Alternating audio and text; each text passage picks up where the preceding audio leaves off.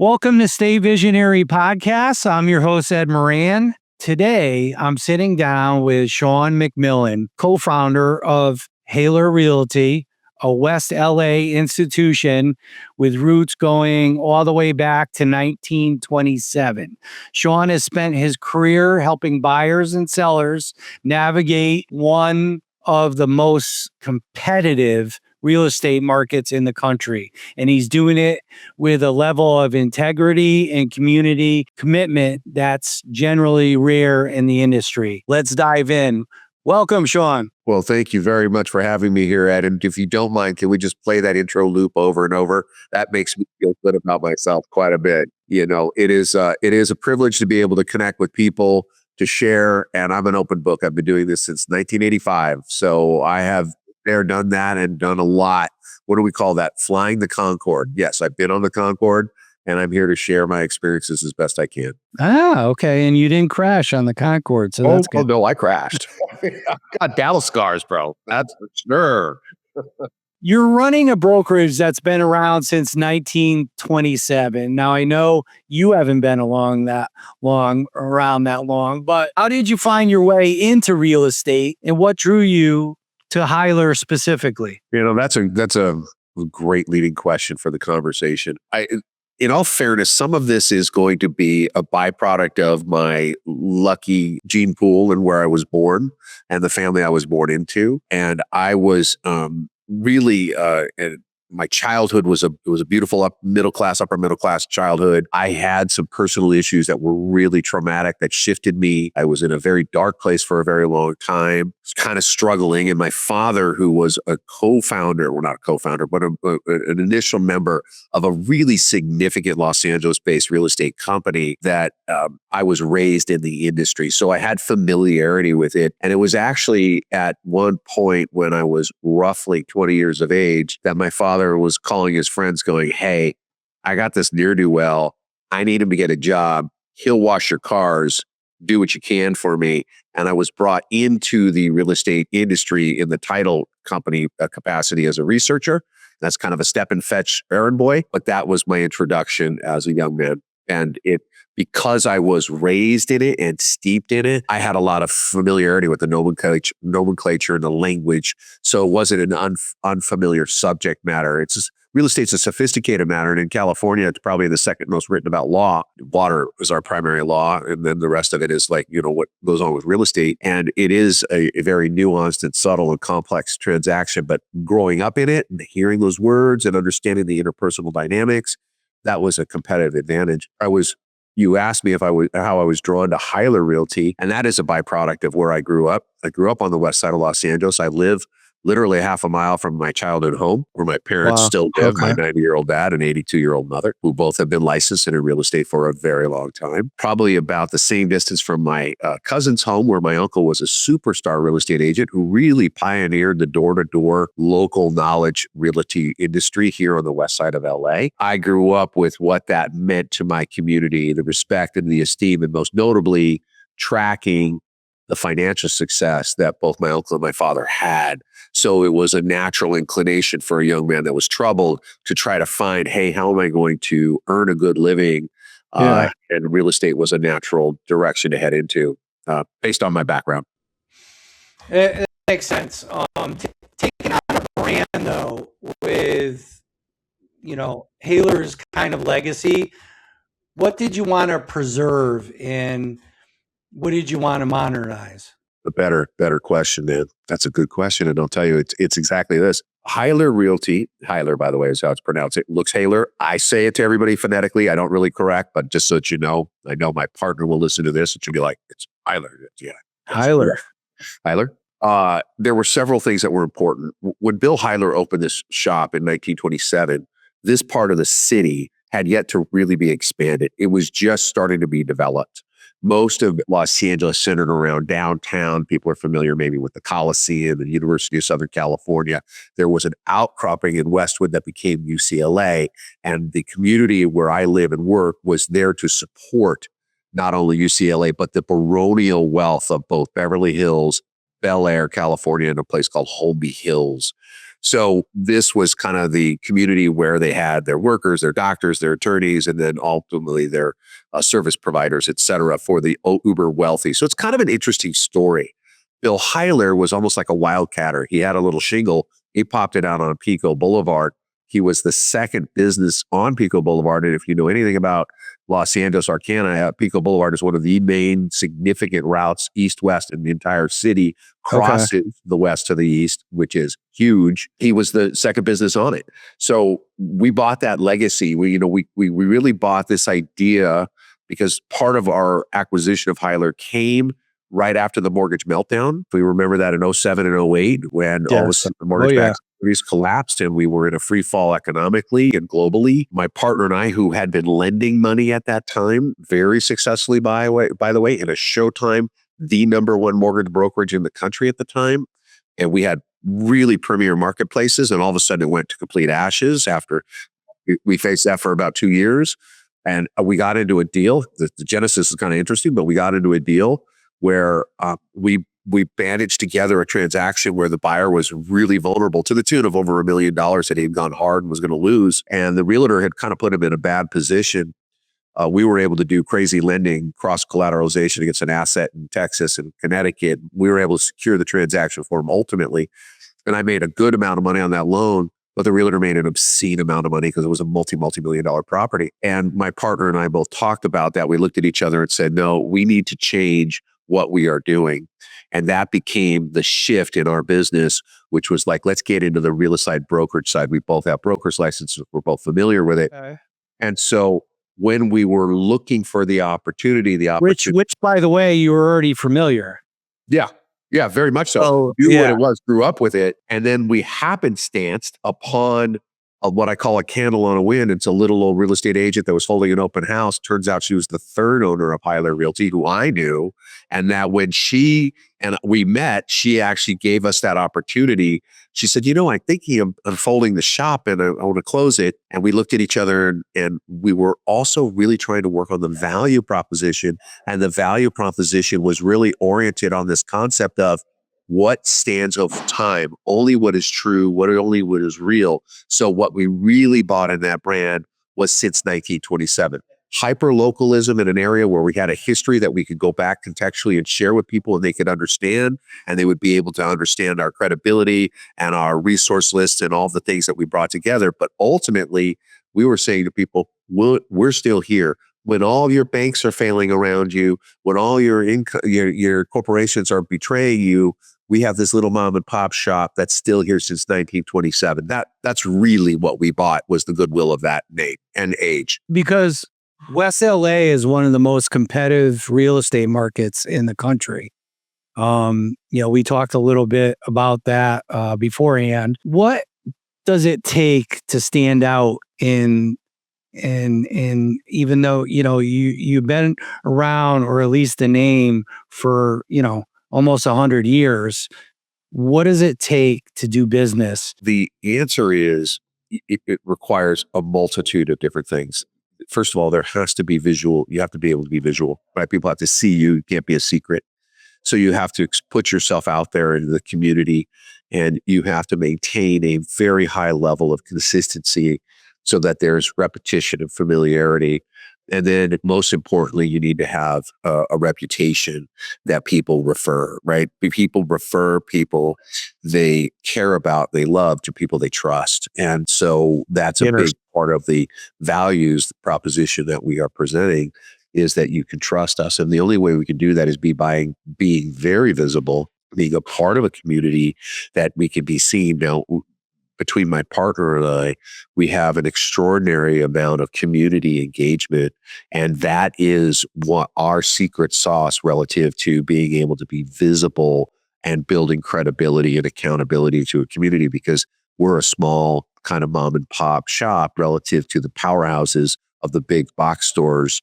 And so where we have a high touch concierge type of feel, and we are really custom tailored to the intimacy of the communication with people and making sure they're reassured through an insecure thing. Remember, we do this every day professionally and have for a very long time. We know the buy, sell, financing, the different problems that come across. Most people we hear the term first-time home buyer. Most people are first-time home sellers. And so in a hypermarket, which is, your average sale price just for a small plot of land. I mean, I'm talking like maybe 5,000 square feet of land alone on average is $2.5 million. That's big money. So then you start to expand, you get into the more prime area.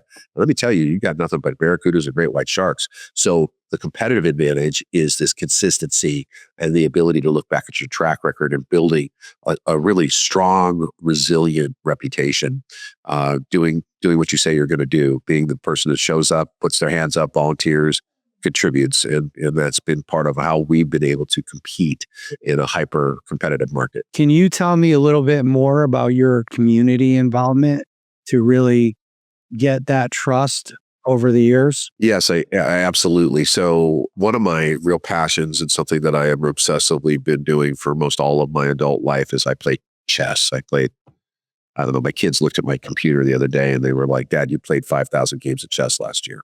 Like 5,000. So I'm always playing. It's how I occupy my anxiety and my stress, but it also allows me to see things strategically. So the strategic component was, okay, we do not have a budget to buy the bus benches and the billboards and the mail, because that's a normal typical thing that a big brokerage house will do. How do we compete? And we didn't really like the intrusive nature of the door knock. The door knock is like, "Hey, I'm coming to you at your home." And I have always felt like that's a bit of an invasive, like you're invasive. Like, why are you coming to my door? What are you bringing me? That's just maybe that's just my soft ego. I'm not really sure, but I will just say it's not something I particularly care for. But my other thought was, well, I'm coming to you like with an ask, but what am I bringing? Like, if you invite me to your home for dinner, I'm going to come with a dessert or a bottle of wine or flowers or something, right? Same thing when I go to your door. If I'm asking you for something, I got to come with something. So we kind of laid out, and when we first opened up the shop, the neighborhood community reached out to us. They're like, "Oh my gosh, you guys are back. Tell us this story. What happened?" And that gave us an entree to the neighborhood council. The neighborhood council is really what has replaced HOA power within the city of Los Angeles. There are 105 plus little neighborhood councils that represent different small communities in LA, because LA is a huge city, right? I mean, geographically, it's 40 miles this way and 50 miles that way, and there's 105 different types of cultures and things that are happening and identities. When they reached out to us, they were like, "Well, hey, we have this council where we're an advisory board that the mayor's office, the supervisor's office, the council member's office, and the federal government and county all pipe through their questions to their stakeholders. How do you reach stakeholders?" So we both volunteered, and we actually had to be elected to be on the board, the neighborhood council board. And that spawned its own familiarity, what it meant to serve on a board, because it's a not paid job. It's a volunteer job.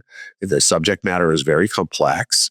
It's policy from the state level, the county level, the city level, the federal level, and disseminating it to the public. And so when you do that and you represent them, we each got different territories. My partner represented businesses. On Pico Boulevard sees an average of 65,000 cars a day that go by. 65,000. So a lot of eyes, and a lot of people, a lot of businesses. Yeah. Yes, and I represent a smaller community of about 700 houses, stakeholders. And then our greater neighborhood council incorporates both Century City, which is 80,000 people employed there, and by extension, other neighborhoods. So we represent 100,000 people. And in that, were the feedback. So what's interesting is you start to find, okay, we want to address whatever the issues are, planning and zoning. We want to address schools. We want to address homelessness issues. We want to address crime. We want to address different issues that you feel in the urban setting. And that created a familiarity and a repertoire and an access, most notably, to information. We got to the source of policy and information. And like anything, what we're really plying in our trade besides our proficiency in the industry itself, is knowledge, information. That's so this started us getting a neighborhood council that led to, oh, wait a minute, the governance is restricted on how they can do things. What are other vehicles that we can help address issues that have a little more dynamic? So it spawned for me 3 different nonprofits that I founded and chair, 2 that I still chair and 1 that I'm a board member on. And that gives us huge dynamic power and energy. Yeah. So we were able to start to That's synthesize. amazing.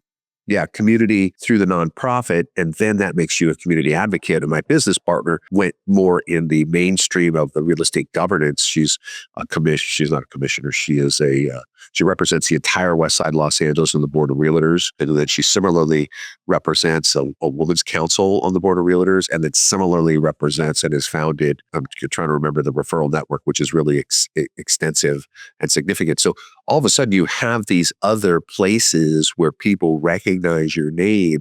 So when they see your real estate sign or your marketing material, or they think of what you do, like, oh, I trust that person because they're involved. I've seen what they've done with homelessness. I've seen what they've done. They have a face to the name now. That And connection. and a resume. Like, yeah, guess what? We are contributors to the quality of your life. We are not detractors. We're not, I've often felt like most realtors are kind of almost quasi-vampiric, right? Because we almost do the same kind of thing. It's not, there is real technique and there's real mastery and there's real significant competence. That is, I'm not going to underscore that.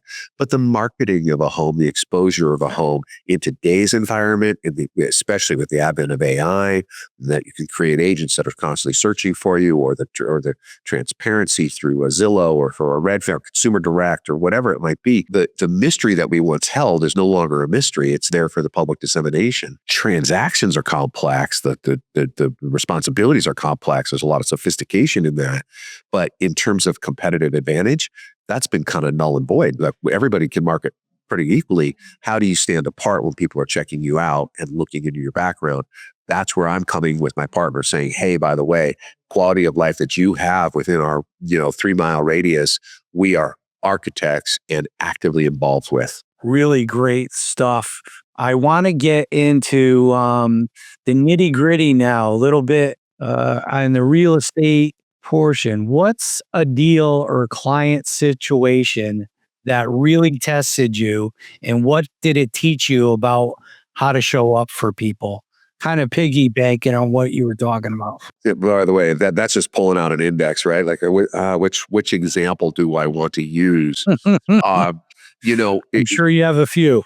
Yeah, truly. Well, I will say this, there is a huge responsibility for transparency, and there is a huge responsibility to be timely. That's actually in our code of ethics. It's in our licensing. But you can find yourself compromised in that, because what you're really doing is, in a negotiation, when you have a property that is either hot or lukewarm, you're trying to entice people into negotiation.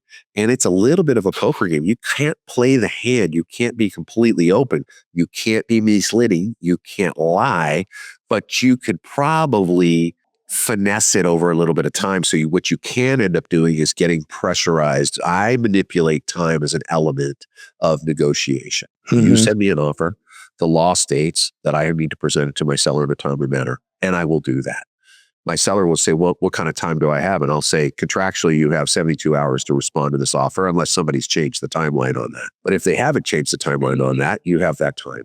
Let's utilize that time. And by the way, let me try to see if I can find anyone else who's interested at the same time to compete for this property, because you, Mr. and Mrs. Seller, are going to benefit from that. And so I have to coach them through that process and try to create the right conditions.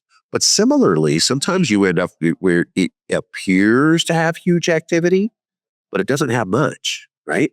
And now you've got a fish that's swimming around, and you've got to kind of try to hook it. I call it, there was a TV show series, a docu-series. It was called Wicked Tuna, where they catch really big fish and then it's sell them. Oh, yes. Right? I remember that. And I love the struggle of the fisherman, right? Big, giant, 500-pound tuna. I can't even imagine how much power is on the other side of that line, and now you have to fight one and manipulate it, get it in a boat. Same kind of idea. And so we would end up in transactions where you were playing that you had a really strong hand, but the reality was if they called your hand, you were going to go bust. And you'd have to be careful there, right? Now, what's interesting too is, let's say you're able to navigate and get a really top dollar for your client. The buyer's kind of going through some, concern and regret, like, oh, did I overdo it? Is it too much? And then they go through discovery on the property, and they just go, wow, we need a sewer, we need a roof, we, 20,000. The most common place people go is to the broker. Like, give me some of your commission. You're making a lot of money on this deal. You need to participate. Well, I got bills to pay. I have families. I have business. I have stuff to support. I don't do this part of my life for, fun. I do it. I enjoy it, but I do it to make a living. So I have to help preserve that. So it's always this kind of like dynamic interplay of push pull and try to get everybody to meet. You and I were talking in the beginning of this conversation where I talked about a Venn diagram. It's the middle section of where we have opposing ideas that we can often find a solution. And if I can get somebody to give a little here, I can validate it over there. I can start to bring us together. But I will tell you that you often run into in this industry for some odd reason, because they make a lot of money. A lot of realtors think they're brain surgeons. They really feel like they're very full of themselves, and they use different techniques of bullying and strong arming to try to manipulate and get what they want for their client. And you have to endure that. And so you have to be willing to get your client, hey, are we in agreement? We're going to put our chips in. We may get called and you may lose. Are you comfortable with that? And give them that narrative. And that's always a time of anxiety. That's always So being upfront is huge, that they know, things could go either way. If it blows up, right, and you didn't do that, and they didn't know that, and there's a problem, then at some level, you're violating your ethical code of your licensing for sure, and potentially criminally. And so yes, the long and the short is you will find yourself in very uncomfortable spaces, being comfortable with silence, being comfortable with aggression, being able to navigate. And then what I always say is a fact is just simply a fact. It's nothing else. It doesn't really care about your opinion. It's just a fact. And so if you can stick to the facts, then it becomes like surgery. Like I'm going to go see a doctor. I have something that needs to be removed. Cut it, remove it, sew it up, and heal it. That's a fact. Series protocol. Same thing in the if I can distill the real estate process to that, I can find the middle ground and get it all together. But sometimes you get emotions and you get volatility, you get insecurity, and then you get what I call the chatter. If you start talking about buying or selling a piece of real estate, everyone has a damn opinion. I don't care if it's your manicurist, your barber, your tax professional. Your family, they're all going to chime in, and that can create confusion. So you're always working to create stability and understanding. Yeah, negate the negativity and what is the biggest operational challenge you're running into right now in the brokerage? That is probably more man-made than anything else. But I will say it's this. There is, you can very clearly see a tsunami of AI interference or advocacy or incorporation in the industry. So the AI piece of this, which is incredibly powerful and significant, will automatically, for a period of time, allow less credible people to compete for your business by exposure, by intensity, by familiarity, by repetition, by outreach, right? I know that one of my kids, as a student at University of Southern California, he uses an AI engine. I think it's Claude. I think he uses Claude as an agent to manage his life. So he'll put in, here are my classes, my schedule, these are my objectives, whatever it is, and Claude is keeping track of it. Did you go do this? Did you do this? Did you do that? If I know that my 19-year-old son is employing that, what is my 26-year-old competitive person who doesn't necessarily know as much, but sees the TV shows, sees the glamour, wants the money, and feels like I can get it and maybe not offer the same quality of experience? Interestingly enough, my partner and I are in a deal right now with an agent very much like that.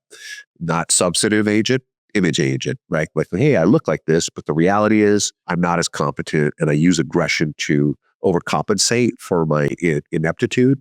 Yes. Now you're in this adversarial thing where we're having to deflect or absorb or manipulate or maneuver that.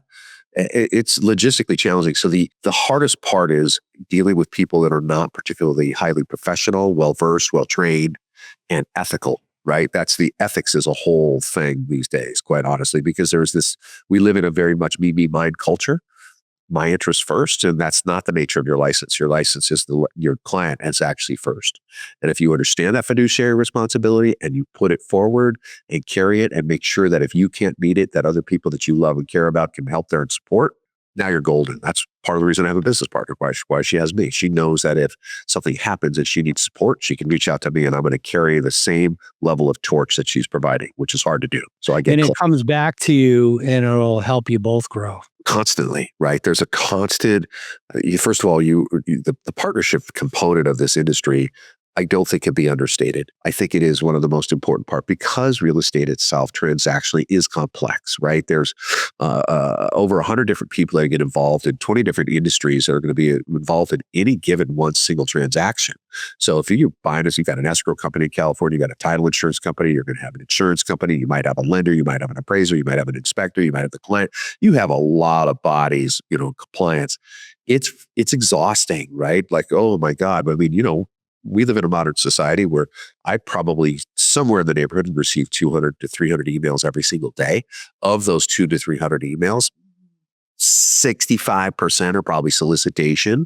And then the other 35 are substantive and they require time and attention and focus. That's not kind of my phone. That's not kind of my text messages. That's not talking about my interpersonal dynamics.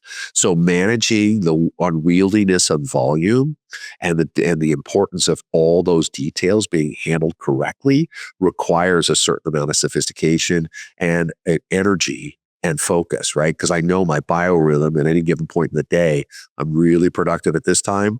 I'm going to wane a little bit at that time. I'm going to get productive at that time. I'm going to wane and then loose ends in the morning kind of thing. And you really need to kind of know yourself to how efficient you are and where your best work can be done, because a mistake in these figures and these types of transactions can be devastating. Banking off, Sean, on you brought up technology. How are you guys using technology or automation in your business? And where do you So think the gaps are? I think the gaps are going to be, firstly, I think the gaps are closing, meaning there was some disparity and differential, because remember what we're talking about is building the trust, and the high touch creates Yes, the trust. which But is the yes. dissemination of information, if I gave you a project and you decided to run it through a chat GPT or a Gemini or pick an AI, it's going to kind of disseminate, present something that you can really very much clearly at a glance, nowadays at least, determine that that's AI written, right? It's not a person. You're actually trying to represent to your client, hey, I'm a person, I'm here with you in this experience. So the gap has been being able to utilize the AI in a way that's effectively authentic and accurate, and yet reflects part of your personal interdynamic with that person. That's where the gap is, right? Because remember, this is a building of trust. So if they could get the generic information from anybody, and that's been what I've considered the threat of AI, is that it has the ability for Joe consumer to get on the street, put in, how do I buy a piece of real estate? How do I negotiate a contract? And let it create a pro forma, and it will do it. And it will do it pretty darn accurately. But the problem is it's going to miss either experience or authenticity and your ability to anticipate what are the problems, because it's not going to see the problems necessarily up front. It can help solve for problems. So there is a part of it where it is that's where I would identify gap. And I think it's going to close. The conversation I had last night about intelligence in space was so mind-blowing that I'm exhausted just even bringing up the subject, because I couldn't believe what is happening there and how it's happening and blah, blah, blah. So for our purposes, the AI and the automation of certain systems, right? The follow-up, hey, you called and I wanted to recognize your call. If I haven't spoken to you, let me know if you have time. Or, hey, it's your birthday, or here's the anniversary of your transaction. Here's your tax papers. Those type of systems or ways of touching people and maintaining familiarity and maintaining awareness and maintaining a rapport. That is invaluable. Yes. That's where the automation and the AI is superior to the human being, because it can do it when you're asleep. Right? That's what it's doing when you're asleep. Like I said, my younger son, I literally optimizes his chat GPT through Claude. So his entire day is so optimized. He's so extraordinarily productive. And that's just him as a 19-year-old employing that. What can it do in a person that can adapt to it? The challenge it has to do with a little bit, as an opinion, is the old dog's new tricks. Can you adapt, and how do you apply it? And for someone like me, I need to have people around me that are smarter, younger, sharper, and more in tune instinctively with that technology. I can see how it can be applied, I can understand where it needs to go. I don't necessarily have the acumen or the patience or endurance to go through and actually employ it. Are you using it in all aspects of your business, like regulations? You talked about rapport with your clients, and that is huge. And that will really up your guys' game as far as, I mean, and I'm sure you've seen that in any kind of business, the quicker you reply, the quicker you communicate, the more apt you are to get that business. Yeah, there is a boomerang effect of response time, right? We live in a fickle society. We live in a Twitter community. I used to call it Starbucks. I used to call it McDonald's prior to that. The iteration was you got things very quickly, right? And we've become accustomed to, for the rare occasion I order a Starbucks, I'll order it online before I get there so that when I get there, it's already ready. I'm doing everything I can to save time. And that's the value proposition, Time. right? The time element. That's what you're trying to really do. In terms of high touch or instantaneous response, the culture has gotten to a place where the average retention of a concept is it used to be 17 seconds. You're probably down to probably 8 or 9 now, where you either hook them with the algorithm or they're gone. I learned from one of my kids who works in military intelligence or did that they looked at iFlutter.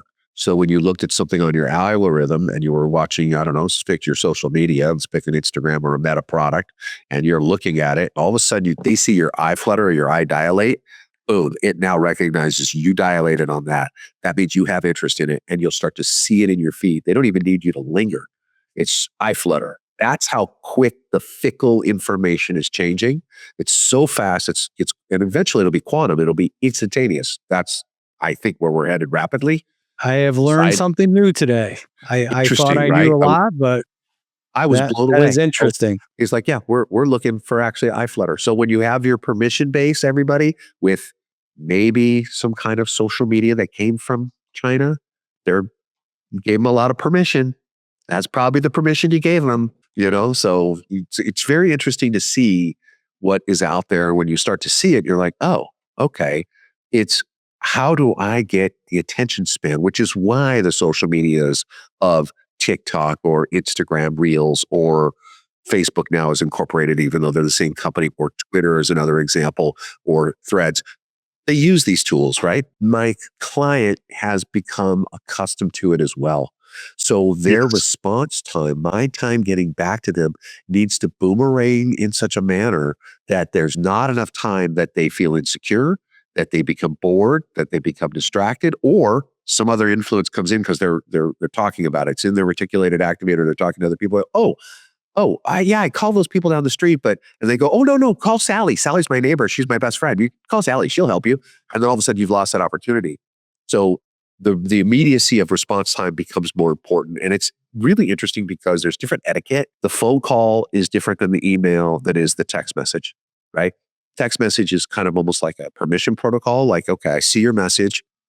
Probably pretty good to recognize it and say, hey, I'll get back to you. And there's some of that because the texting and the phone call have kind of blurred in their immediacy. You'll notice when you get a voicemail from somebody, they'll say, no urgency in calling me back. Well, when you tell me there's no urgency in calling you back, there's usually some amount of urgency. It's like, you're actually telling me that there's some amount of that. So being able to read it, being able to respond in a timely manner and using an automation to that at least makes people feel touched. And what they really ultimately want to do is be heard. And when they are heard, now you've created the bridge of trust, especially when you validate you've heard them. So response time and utilizing AI for that type of tool or mechanism. That makes sense. There are 10,000 different types of softwares that will do that in my industry. Some of them better than others. They're working out the kinks all the time. But I think it's an important component. If you could automate one part of your workflow tomorrow with no friction, what would it be? Well, that's going to have to, I think quickly, but that's going to have me thinking for a while. I'll give you, you could think about it tonight too. And I will be. Think about. By the way, it is very much something to think about. And I think it's probably the effortlessness of outreach would be really valuable. Outreach requires time and focus and energy. right? Like, for instance, I saw we just unfurled a banner. We're going to do a community event where we shred your paperwork post tax season. Here, come to our free event. We'll host it. We're going to hang a banner about it. That's a manual labor. It's an outreach effort. But the beautiful part is it'll have 60,000 cars driving by it for the next week or so. So theoretically, we'll have a large exposure to that. If we had things like that always happening, then I think what that does is it lends to more opportunity by just the sheer data and the proximity of things. That's always kind of been the philosophy of the bus benches, which I think are cheesy in a lot of ways. But the fact of the matter is, subconsciously, the person sees your name, constantly sees your name. And that's what you're wanting to do, is make that association. So if outreach to community and identifying the target community, keeping circle concentric, if there were a way to cross-reference probability with activity and opportunity.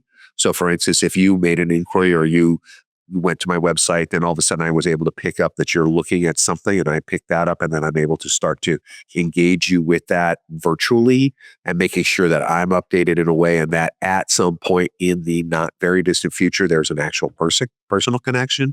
I think that would increase a batting average and a success rate quite a bit. At Heyler Realty, the next 6 months to 12 months, year, what does that mean to you as far as growth? Where are you guys heading, or where would you like to go? That is another great question. So my partner and I have often vacillated on that. There's the idea of we have several agents that work for us and have their licenses with us. They are part of our tribe. You kind of really need to understand how we work and way we work, and we need that level of integrity with you. And this is not an ego show. This is not look at me. This is look at us, right? It's the united concept. It's really interesting that in a city like Los Angeles in 2026, you're trying to find generationally people that are younger that don't come with entitlement. So when you ask me about growth, the natural place for me is to grow with competent, confident, capable agents. We have all the infrastructure and systems to do that. We have the marketing pieces now at this point that we can employ. We have the transactional follow-up. We have the quality control, the QC. You get the tutorial, you can get the education, you can get the networking. So we're able to provide that. What we can't provide is the hustle. So I think I shared, or I didn't know I had to share this with you. My younger son interviewed with 3 CEOs in the last 2 weeks. One of them is the global CEO for the biggest real estate company in the world. And he interviewed with him. They actually had an interaction in a personal meeting. And my son asked him, what's take and how do I get to where I need to go, and whatever questions he had. And the person said, there's really 2 pieces of advice that I have for you that are going to separate you. One, being bold and taking massive action all the time. Be bold, be in front of people, doing what you're doing. You can't replace hustle. You cannot replace hustle. No.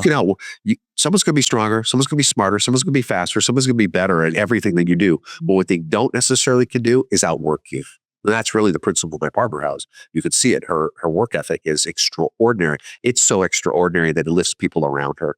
So when we think about growth, we need to find people that aren't entitled, but people that have that hustle mentality that'll go through the discomfort and self-sacrifice to get to that higher plane of performance. That's where I see growth ultimately. But we did culture shift, because we also live in a Starbucks culture, right? A Twitter mindset where we want gratification quickly and we feel entitled to it. And, we know what it's taken to get to this proficiency through time and experience. And that is time and experience and consistency and hard work. And so for Heyler to grow, we need to either find and attract people who have similar ethical values and contribute to their communities and society as a whole, and have real estate proficiency, or we need to be able to train a generation that can adapt and actually do the hard work. Yeah, that's some good stuff, Sean. This was generally a great conversation. The combination of the legacy of real estate office, community, and sharp business, Heyler thinking you brought real estate where it is going is something a lot of operators could learn from. Your integrity. Really appreciate you being here. To everyone listening, make sure you subscribe, like, and share this episode of the Stay Visionary podcast. And as always, stay visionary.